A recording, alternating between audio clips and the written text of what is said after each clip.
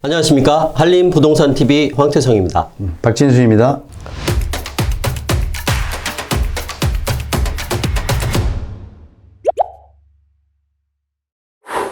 서울시는 지난 3월 3일 서울 시민의 삶의 질을 높이고 도시 경쟁력을 강화하여 세계를 선도하는 글로벌 스탠다드 서울을 만들겠다는 취지로 2040 서울 도시 기본 계획을 발표하였습니다. 이 계획은 1990년 최초의 법정 도시 기본 계획을 수립한 이후로 5번째 수립되는 계획이라고 합니다. 어떤 내용을 담고 있는지 알아보도록 하겠습니다.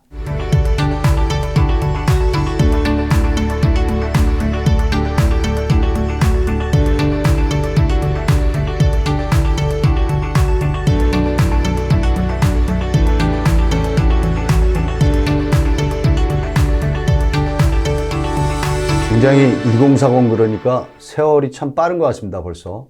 2030 계획을 우리가 2014년도인가 이제 발표를 했었고, 네. 그 다음에 이제 그 후로 시간이 벌써 9년이 돼가나요, 벌써? 그 이후로? 네, 시간상으로는. 그렇죠. 네. 그래서 그 전에 이제 뭐 2030, 2020, 이번에 발표한 내용이 이제 2040 서울시 도시 기본 계획인데요. 네. 이 2040 계획에 특이할 만한 점들이 좀 있습니다. 그전에는 우리가 도시 계획의 어떤 체계, 기본 체계에 굉장히 충실했던 내용이었다라고 하면 이제 2040에서는 공간의 개념이 여러 가지 산업하고의 변화에 이제 맞추어서 뭐 IT 쪽하고도 이제 접목을 해야 되고요. 네. 그래서 이제 그런 내용들이 가미가 됩니다. 그래서 두 가지로 크게 이렇게 나눌 수가 있는데요. 이제 도시 공간에 대한 재구조화, 네. 미래 도시 인프라 구축, 이러한 것들이 가미가 되면서 IT 쪽하고 접목된 AI하고 이제 접목된 그런 부분들이 이제 이야기가 나옵니다. 뭐 예를 들자면 자율주행이라든가, 네. 그죠? 예. 그 다음에 도시의 첨단 물류에 대한 이야기가 나오고요. 그러면 이제 거기에 대한 데이터베이스에 대한 이야기도 이제 네. 나옵니다. 그래서 도시 공간에 대한, 우리는 이제 부동산 쪽 관련돼서 이제 도시 공간을 재구조화한다는 내용에 보면 특이할 만한 게 경직된 도시 계획을 대전환해서 용도 지역제, 즉 비욘드 조닝을 전면 개편하고, 네. 즉 지역 용도 용적에 대한 이런 부분들을 타파해서 컴팩트 도시를 좀 만든다. 걷는 도시, 30분 이내에 자립생활권으로 만들겠다. 이런 것들이 이제 공간이 컴팩트화되고, 그 전에 이제 주거와 판매, 업무, 뭐 이런 것들이 이제 도시계획 체계에서 이제 분리가 되어 있던 것을 합치는 원스톱 시스템으로 이제 자고, 일하고, 쇼핑하고 이런 것들이 30분 이내에 자립생활권으로 만들겠다. 이런 내용입니다. 그래서 35층 높이 규제 삭제에 대한 뭐 이야기도 나오고요. 네. 이거 뭐 굉장히 한강변에 이제 이슈가 되었던 내용들이었죠. 그래서 2030 계획은 누가 발표를 했죠? 2030 때는 아무래도 시절이 박원순 시장 2014년도였으니까. 그러면 네. 이제 2020 계획은 이명박 시장서부터 시작을 해서 아마 오세훈 시장 네. 때 발표가 됐을 것 같은데요. 네. 어떻게 보면 이제 35층 규제에 대한 거는 박원순 시장 때 이제 만들어진 거고요. 그전에는 서울시 도심의 높이가 110m였을 때가 있습니다. 네. 이제 그리고 이제 사대문안이 110m의 용적률 1000% 이런 때가 있었는데, 이제 박원순 시장 때는 높이가 이제 80m 이하로 네. 내려오고 용적률도 800% 이하로 저상향되는 현상들이 있으면서 도심지의 이제 도시 재생을 트렌드로 하는 도시 재생 정책. 네. 그것들이 이제 실행이 되면서 서울시 사대문안의 대규모의 이제 개발들은 없었었죠. 예, 이제 그래서 뭐 그런 부분들이 성공을 해서 도시 재생의 화두가 됐던 세운 상가 이런 네. 부분들, 그런 것도 있었고. 근데 이제 그게 오세훈 시장 때에 추진했던 사업, 녹색 축에 대한 부분, 네. 이런 것들이 변질이 돼서 걷고 싶은 거리, 보행자를 위한 거리, 창업 공간의 거리, 이렇게 이제 변하게 된 부분도 있습니다. 그렇지만 이게 35층에 대한 이 숫자가 네. 굉장히 박원순 시장 때 재건축, 재개발에 있어서 제약이 되는 부분이었고요. 많은 족쇄가 됐죠. 네. 그래서 이런 것들이 이제 완화를 좀 해준다라는 거 하고요. 그리고 이제 수변 중심의 공간 재편. 중랑천이나 이제 지천들, 네. 그다음에 이제 한강 주변에 수변 중심이 재편된다라는 거. 그래서 이제 이런 것들이 보행자 중심의 컴팩트한 도시로 변하고, 또 미래 성장 거점의 중심지 혁신, 뭐 중심지 혁신이라는 게 이제 역세권, 국가 중심축, 그다음에 역사문화 관광축, 남북 녹지축, 네. 그다음에 복합문화축, 그다음에 동서로 광화문 시청서부터 DDP, 동대문까지의 글로벌 상업축. 그래서 이렇게 5가지의 축이 형성이 됩니다. 자, 그러면 이러한 것들이 미래도시의 인프라 구축이라는 큰 축에서 보면 기반 시설을 이제 입체화. 그래서 지상철도 지금 1호선 같은 거, 그다음에 지상철 2호선 같은 것, 그죠? 네. 이런 것들이 만약에 지하화한다라고 하면 이제 지상의 공간 활용이 굉장히 다양한 용도로 이제 또 개발이 될 거라고 보고요. 그럼에 따라서 미래교통의 인프라 확충, 그래서 뭐 자율주행 얘기도 나오고요. 또 이렇게 지하화되면서 미래에 대한 인프라 구축의 2가지의 핵심으로 발표가 됐습니다. 그래서 결국 삶의 질을 높여진다는 것인데, 그게 이제 공간, 그러니까 도심이 가지고 있는 공간을 재편성하고 공간을 재활용해서 삶의 질을 높이겠다. 또 거기에 따라서 개인의 라이프 스타일을 존중하는 시대에 맞춰서 이런 것들을 개인과 또 공간을 연결을 하는 그러한 맞춤형의 도시 공간을 만들겠다라는 거고요. 그러니까 30분 이내에 여행 일상권을 이제 만들어서 도심을 다시 재공간하겠다라는 거죠. 그 다음에 수변 공간 활성화를 도모를 하겠다. 그래서 4대 지천, 소하천, 대한민국의 가장 핵심이 되는 우리 한강의 기적을 이루는 한강 주변을 네. 이제 다시 활성화를 도모하겠다라는 이야기. 그리고 이게 4+1. 자, 5개의 축이 이렇게 구성이 된다라는 것을 이제 말씀을 드렸습니다. 그래서 이제 광화문 시청 도심의 비즈니스 허브를 만들겠다. 이게 서울역까지 연결되고요. 경복궁서부터. 윤석열 대통령 당선자가 지금 추구하는 게 청와대를 지금 이전하겠다. 네. 라는 공약이 있었죠. 그래서 그거를 지금 지키기 위해서 청와대 TF팀 네. 만들어서 지금 업무 공간을 어디로 옮길 것인가. 그 다음에 청와대 공간으로 쓰던 것들 총리 공간이나 숙소로 이전을 하겠다라고 해서 TF팀이 이제 만들어졌습니다. 그렇다라고 하면 현재의 청와대의 주변에 있는 부분들이 도심의 비즈니스 허브로서 굉장히 청정하고 굉장히 환경이 좋은 공간을 가지고 있습니다. 거기에 이제 경복궁까지 있고요. 네. 그래서 이러한 국가 중심 축으로서 도심의 비즈니스 허브의 축으로서의 가능성을 충분히 가지고 있다.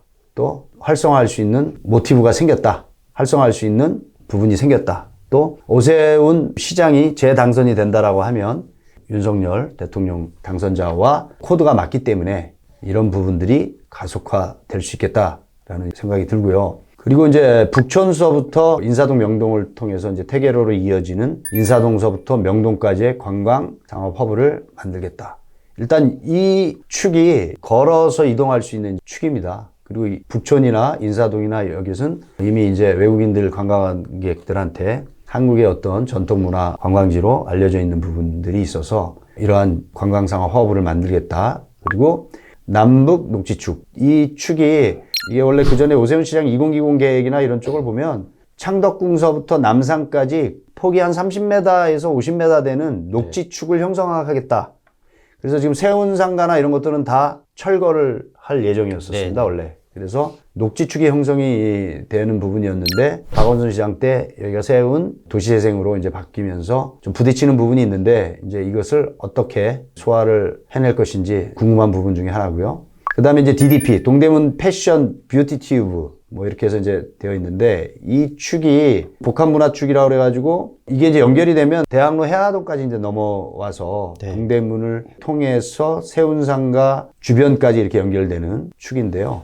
이것도 뒤에서 좀 말씀을 좀 드리겠는데 그전에는 대규모 개발, 블럭을 크게 잘라서 대규모 개발을 하겠다라는 계획이 있었습니다. 2020 계획 때는. 근데 이제 2030 오면서 세운지구, 그 다음에 이 DDP 주변, 사대문 안에 도시환경 정비 사업들이 용적률하고 높이 부분이 축소가 되고, 네. 그 다음에 단지의 규모, 개발 규모의 획지들의 규모가 굉장히 작게 쪼개집니다. 네, 잘게 쪼개졌죠. 그래서 높이도 이면부에는 경우에 따라서 낮게 이제 구성이 됩니다. 네. 그러면서 개발이 스톱이 됐었습니다. 이제 사대문 안에. 이제 그런 부분들이 좀 있었는데, 이걸 뭐 디테일하게 좀 2020, 2030, 2040 이렇게 좀 비교로 좀 한번 이야기할 수 있는 기회가 있으면 좋겠는데 한림부동산TV에서 한번 만들어 볼 수 있는 시간을 갖도록 하겠습니다.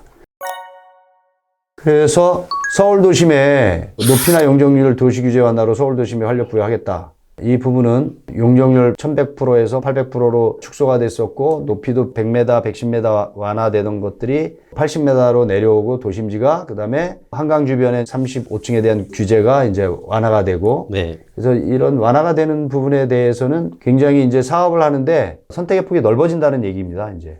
네. 그러면 저희가 했던 프로젝트를 예를 한번 들어서 네. 시각적으로 한번 보여드릴게요. 높이 완화, 용적률 완화. 이게 이제 세운 6-3-3 구역입니다, 네. 이게. 이 건물이 좀 매스가 보시기에 어때요? 길고 약간 좀 헤비해 보이죠? 네. 자, 그럼 우리가, 자, 이 건물은 어때요? 저희가 이제 설계했던 건물인데요. 이게 높이가 네. 110m까지 할 수 있었던 오세훈 시장 때 이제 했던 프로젝트인데요. 네. 그러니까 이게 높이가 110m까지 가능하고 용적률이 1000%까지 가능했던 프로젝트입니다. 여기에 보면 약 48필지의 소규모 필지들을 합쳐가지고 대지 면적이 한 1000평이 좀 넘어가는데 1300평, 400평인데 네. 이렇게 앞에 연결 통로. 여기가 이제 신세계 백화점 지하에 상가가 있는 그쪽으로 이제 연결 통로도 만들었고요. 네.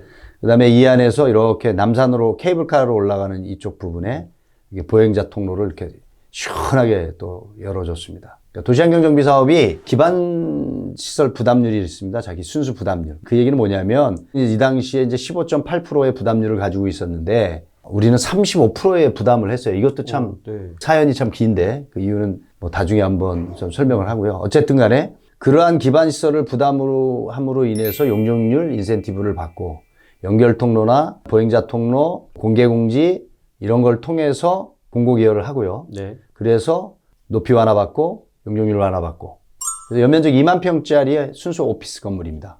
이제 BMW 코리아가 이 건물 안에 들어가 있고 A급이죠. 말하자면 우리가 좀 임대 오피스 중에 고급형 임대 오피스라고 이제 보시면 되는데 자, 옆에 건물을 보시면 이게 LG CNS 사옥이 있는데 옛날에 이제 금호에서 아시아나 사옥을 썼던 거고요. 요 뒤에 게 이제 주상복합입니다. 네. 예. 그래서 이것도 그 당시 용적률 1000%대에 개발을 했던 이제 프로젝트들입니다. 그래서 앞에 이렇게 보면 공간들이 굉장히 좀 넓어요. 앞에 내놓는 이제 이런 공개공지들이. 자, 그러면 이 건물 한번 보십시오. 이게 이제 세운재정비에 옛날에도 이게 높이가 110m에 가능했던 지역이거든요. 근데 이거를 박원순 시장 들면서 800%까지 다운을 시키고 높이를 80m 이하로 낮추고 네. 이것도 이면부에 있기 때문에 80m도 안 될 겁니다, 이게. 결국은 높이를 낮추고 용적률을 낮춰서 높이까지 낮춰버리니까 건물이 헤비해지는 거죠. 자, 그러면 도로에서 이렇게 건물을 쳐다보면 큰 성곽이 하나 차지하는 듯한 느낌일 거예요. 예. 가까워하겠는데요. 깝깝하죠. 자, 여기를 한 블록을 띄어서 위로 얹었다고 한번 생각을 해보세요. 이만큼을 띄어서 이 위로 얹었다고 생각해 보세요. 좀 슬림해지면서 슬림해지면서 옆에 공간이 많이 예, 늘어지겠죠. 공간이 더 생기겠네요. 그러면 걷고 싶은 거리. 그럼 지상의 바닥에 건폐율이 줄어들 거 아니에요. 그러면 보행자가 걸을 수 있는 거리, 녹지 공간을 설치할 수 있는 거리, 이런 것들을 많이 확보한다라는 거죠. 네. 결국 높이 완화라는 것이 뭐 하늘을 가리고 뭐 이런 개념보다는 도시의 어떤 청정함을 유지하기 위해서 비어져 있는 공간을 많이 확보할 수 있다라는 차원입니다. 여기다고 뭐 그렇다고 여기다 100층을 짓겠다 뭐 이런 건 아니잖아요.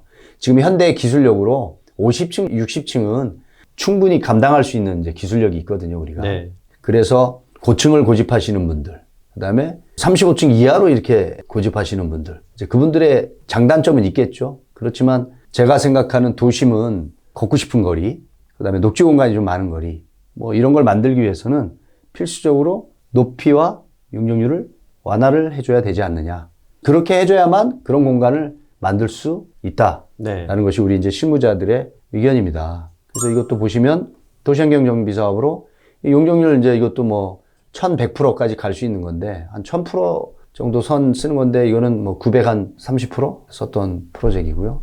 예, 옆에 건물들 보시면 네. 이 펜스 쳐놓은 이게 대지 경기입니다, 옛날에. 네. 근데 이 건물도 마찬가지로 옛날에 그런 건물이었는데 앞에 보세요, 공간을. 완화 차선 한 개 차선 내줬죠? 옛날엔 이렇게 일자로 돼 있었던 건데 네.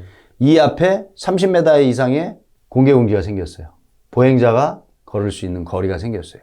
그래서 도심에서의 용적률과 높이 완화는 이러한 공간들을 많이 확보할 수 있다. 네. 누가 그러대요? 아니, 뚱뚱하게 지면 되잖아. 아니, 사업성이 없어서 안 됩니다. 사업성은 잘은 모르겠고 뚱뚱하게 건물 지으면 되잖아요, 그냥. 그래서 가격 더 받으면 되는 거 아니야? 이게 우스갯소리지만. 그렇죠. 뭐 분양 가격을 높이 받으면 되는데 분양 가격을 높이 받는다고 받아지나요? 소비자가 원하지 않으면 안 되는 거죠. 그래서 도시에서의 이런 어떤 규제나 아니면 이런 도시 정책은 시장에 굉장히 이제 민감하게 반응을 하고요. 그래서 그러한 것들을 정책을 만들 때 특히 규제 정책을 하는 데 있어서는 네. 특히 높이, 용적률 이런 부분에 있어서는 굉장히 심도 있게 좀 다뤄야 된다라는 것이 현장에서의 이야기입니다. 이 안에서 다 설명을 할 수 있는 거예요, 이게 지금. 자, DDP의 이 건너편, 충무로공원 건너편에 지구단위 계획을 만들었어요. 그 전에 이제 네. 철거형에서 지구단위 계획으로 소규모 개발을 할 수 있게 만들었는데, 뭐 이런 것도 좀 과감하게 다시 철거형으로 환원을 해서 네. 시원하고 높이 짓고 공간들 많이 비워서 DDP에 왔던 사람들이 걸어서 뭐 쇼핑도 하고, 지금 요번에 이제 만든 게 여기 보시면 이제 비욘드 조닝이라고 그래가지고 우리가 서울형 신용도 지역 체계 요것을 만들겠다라는 거예요. 이게 내용인 즉슨 이렇게 보면 자, 용도 용적지. 서울시 사대문 안에 주거가 못 들어오게 하던 때가 있었어요. 그게 뭐냐면 주용도와 부용도로 만드는 거거든. 주용도가 50%를 못 넘게 만들었어.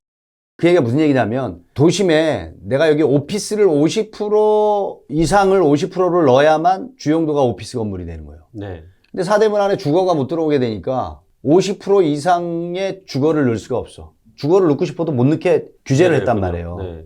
그리고 우리가 말하면 이제 도시형 생활주택이나 이건 주거예요. 네. 근데 생활형 숙박시설은 주건 아니죠. 주거 아니에요. 그래서 우리가 한 프로젝트 중에 충무로에 생활형 숙박시설 프로젝트가 있습니다. 자, 이 투시도를 보시면 요건데요. 위치하고 한번 보시면 충무로역 바로 이면에 있는 지역입니다. 여기도 세운 재정비 구역 중에 이제 하나였어요. 네. 자, 이게 옛날에는 마찬가지로 재정비 구역 안에는 높이 110m에 용적률 1000%까지 가능했던 지역들입니다. 근데 이게 박원순 시장 들어와서 아까 말씀드린 대로 도시재생으로 세운 재정비가 바뀌고 잘게 쪼개서 소규모 수복형으로 이제 전환이 되면서 높이를 누르고 용적률을 눌러서 이러한 이제 건물들이 이제 만들어지는 겁니다. 이것도 높이 규제 때문에 건물이 이렇게 뚱뚱하게 인면이 매스가 굉장히 헤비해졌어요. 안 그러고 이렇게 샤프하게 좀 올려놨으면 좋았을 텐데, 그러면 열려진 공간을 아이 보행자가 이쪽에서 남산을 바라보면서 뚱뚱한 건물, 헤비한 건물에 가려서 남산을 볼 수 있는 시야를 가렸다. 그러면 그것도 공간 계획이 잘못된 거 아닙니까? 샤프하게 되고 비어진 사이로 그러면 남산을 좀 바라볼 수 있다라면 좋은 거 아니에요? 네. 그러니까 보행자의 입장에서의 공간, 건물의 입주자로서의 내려다 보이는 공간, 이런 것들이 서로 맞아떨어져야 되는 거 아니에요? 그죠? 그러니까 그게 규제를 함에 있어서 높이와 용적률에 대한 규제는 정말 신중해야 된다라는 거고요. 자, 완화를 해서 만들어졌던 아까 우리 프로젝트를 보여드렸잖아요. 자, 네. 충무로의 저 생활형 숙박시설. 이거는 규제가 생긴 이후에 헤비한 건물입니다. 6-3-3 이 건물도 높이로 눌러놓기 때문에 이렇게 헤비한 건물이 됐어요. 자, 회원 2-1 이 건물은 보세요. 샤프해졌습니다. 110m짜리. 에나호텔 저 보세요. 굉장히 샤프합니다. 건폐율이 40%도 안 돼요. 자, 그 다음에 청진구역으로 한번 넘어가게 보겠습니다. 종로구청 앞에 용적률 이것도 1000%짜리예요. 자, 이 정도로 샤프합니다. 청진 7구역 이렇습니다. 자, 그러면 오세훈 시장 때에 주로 만들어졌던 프로젝트들이네요. 그러니까 이렇게 시장성이 있어야, 그리고 사업성이 있어야만 사업이 간다라는 거예요. 네. 자, 이 비욘드 조닝은 저는 이렇게 좀 한번 해석을 하고 싶습니다. 자, 주거도 하고 걷고 싶은 거리. 내가 주거를 여기서 하니까 직장 출근하는데 당연히 걸어갈 수 있는 거리에 있으면 좋잖아요. 도심지 안에 주거가 있다라는 게. 그래서 우리가 말하는 주거와 복합 건물이 들었으면 9대1로 완화를 해줬어. 도심 공동화 형상이나 옛날부터 하나 얘기했었잖아요. 을신연스러워. 예, 을지로 가면 이면블록에 네. 개발도 못하게 정체되어 있었잖아요. 그럼 거기 도시 재생한다고 커피숍 만들고 뭐 이렇게 골목골목 이렇게 만들어 놨는데 성공을 했으면 활력소가 될 수도 있었을 텐데 그렇지가 못해요. 땅값 비싸죠. 임대료 비싸죠. 그죠? 그 다음에 거기는 이미 인쇄소나 뭐 이런 걸로 이제 자리 잡아 있었고. 그러니까 색깔을 함부로 시장을 정부 주도하에서 이렇게 바꿔간다는 건 쉽지가 않은 거예요. 그죠? 네.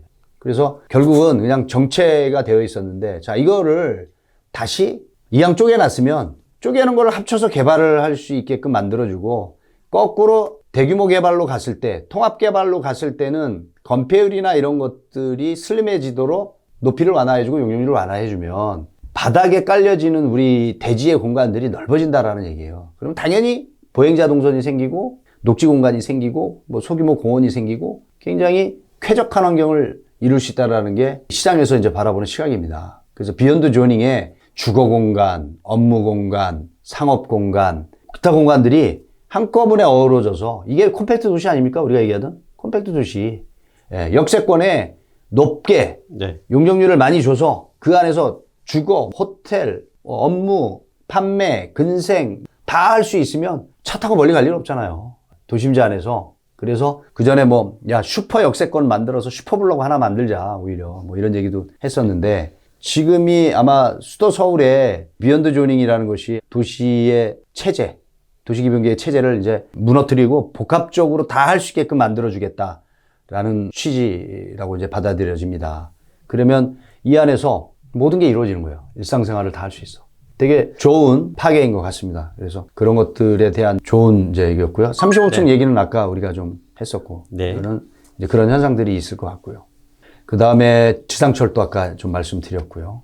데크 활용을 해서 지역 연결 및 공간 창출을 좀 하겠다. 그러니까 데크 활용을 한다라는 것은 데크라는 것이 보행자의 데크도 될 수 있고요. 우리가 뉴욕을 가게 되면 옛날 하이라인, 지하철이 다니는 그 공간을 녹지축으로 만들어서 거기 공원도 만들고 보행자 동선도 만들고 뭐 이런 것들. 지금 지상철을 지하화한다면 그런 것들을 충분히 이제 만들 수가 있거든요. 네. 그러면 진짜 지상철을 지하화함으로 인해서 생기는 환경의 어드밴티지가 많을 것 같습니다. 좋아지는 부분. 연남동이 아마 그런 형태를 좀 갖추지 아, 않았나 그렇죠. 싶어요. 연남동이 지하화한 게 아니고 아예 없애고 지상을 공원화해서 굉장히 쾌적한 공간을 만들었죠. 네. 근데 이렇게 많은 사람들은- 쾌적해지면 네. 또 사람이 몰려요. 그죠? 몰려서 또 근린 생활 시설도 생기고 커피숍도 생기고 거기에 또 문화 공간도 또 생기고 맞습니다. 뭐 자연스럽게 이렇게 가는 거죠. 그래서 공간을 정부 주도형으로 해서 공간을 이렇게 만든다 해서 만들어지는 게 아니고 제도적으로 행정 지원을 해서 민간인이 주도해서 사업을 갈 수 있는 환경을 만들어주면 그 다음은 자연스럽게 쫓아간다.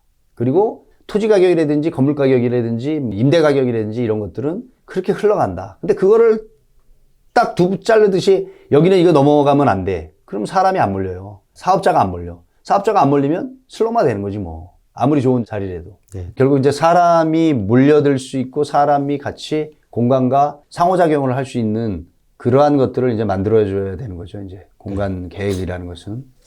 그래서 이제 자율주행에 대한 것들을 이제 한다라는 거 하고요. 도심 항공교통 기반 마련을 하겠다. 그래서 김포공항하고 쭉 해서 시범 노선을 운영하겠다라는 거 하고요. 모빌리티 허브 구축하겠다.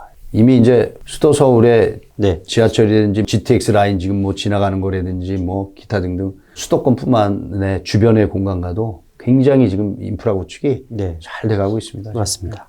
아까 물류 얘기도 했었죠. 코로나로 인해서 물류 배송 시설이 돼야 되고 그런 데이터베이스를 토대로 해서 중간 거점 물류도 있어야 되고 대규모 물류도 있어야 되고 이런 공간들이 AI와 IT와 이제 같이 콜라보를 해야 되는 이제 시기가 온 것 같습니다. 미래학자나 이제 어떤 뭐 IT 분야나 우리 쪽에 종사하는 분들이 이제 그런 얘기도 했어요. 지하철의 공간에 여유 공간을 이용을 해서 앞으로 신설되는 공간에는 네. 물류를 배송할 수 있는 물류 배송 라인을 구축하자. 네. 지하로. 지하로. 말 되는 거죠. 예, 네. 말 되죠. 그러면 굳이 지상에서 차량들이 왔다 갔다 하고 딜리버리 서비스를 하는 경우가 많잖아요. 지금. 네네. 그럼 이제 혼잡하잖아. 환경적으로 매연 가스라든지 차량이라든지 오토바이라든지 이런 것들이 엉키게 되는 거니까 이걸 지하로 해서 중간 거점에서 받아서 거기서 배분을 하는 네. 뭐 이런 방법. 그래서 앞으로 뭐 드론 얘기도 나오고 그러니까요. 이제 그렇게 하루아침에 이루어질 수 없으니까 이러한 2040에 이제 담아 있는 거는 공간에 대한 개념과 교통에 대한 개념 모든 게 이제 어우러져 있거든요. 도시가 앞으로는 도시 기본 계획이 환경, 문화, 교통, 그 다음에 물류, 뭐 이런 것들이 복합적으로 어우러지는 도시 기본 계획이 되어야 된다. 그리고 2040 계획 안에서 감안을 해서 이제 만들어가는 도시계획을 이제 만들었다라고 이제 됩니다. 그래서 향후 일정이요. 이렇게 보니까 오세훈 시장이 다시 당선이 되면은 속도가 이제 또 빠르겠죠, 뭐. 그죠? 그렇지만 이제 또 다른 시장이 이제 당선이 됐을 때에는 이게 또 2040이 이 방향으로 갈지 네. 또 못 갈지는 또 모르는 거예요. 그죠? 그래서 말씀드리고 싶은 게 저희가 뭐 영국 얘기도 했잖아요. 대규모의 어떤 프로젝트들. 지금 여의도에 아까 이제 금융 허브 이제 만든다고 했었죠. 오세훈 시장이 있을 때 만들었던 거예요. 금융 허브. 근데 박원순 시장 돼서 다시 진도를 못 나갔어요. 네. 예. 그래서 홀딩돼 있었어. 다시 이제 불씨 다시 살리는 거거든요. 그러면 뭐 영국을 보면 뭐 까나리 어프나 뭐 이런 데 보면 노동당이 왔든 뭐 민주당이 왔든 이제 그거는 가잖아요. 가서 완성이 돼서 영국이 금융의 허브가 거기에 다 있잖아요. 전 세계의 금융이 거기에 다 모여 있어요. 그러니까 용산 국제업무도시라든지 뭐 이런 것들이 좀 지속적으로 진행이 돼서 왔다라고 하면 지금 벌써 10몇 년이 흘렀잖아요. 우리 박원순 시장 9년, 10년 이렇게 됐으니까. 그러한 대규모의 국가 인프라 사업이 지속적으로 됐다라고 하면 지금은 어느 정도 윤곽이 됐었을 것 같아요. 그래서 이렇게 좀 지속 가능한 도시 계획이 좀 됐으면 좋겠고, 그래서 그러한 것들이 후임의 어떤 지자체 단체장들이 왔을 때도 좋은 사업들은 연계돼서 꾸준히 이렇게 갔으면 좋겠다라는 것이 저희 현장에서의 어떤 건의 사항입니다. 네. 그래서 이번 2040 도시 기본 계획에 대해서 중요한 점, 우리 현장에서 좀 느꼈던 그런 부분들 좀 말씀을 드렸습니다. 오늘은 여기까지 말씀드리겠습니다. 자, 오늘은 2040 서울 도시 기본 계획에 대한 내용들을 여러모로 알아봤습니다. 오늘은 여기까지입니다. 여러분, 감사합니다.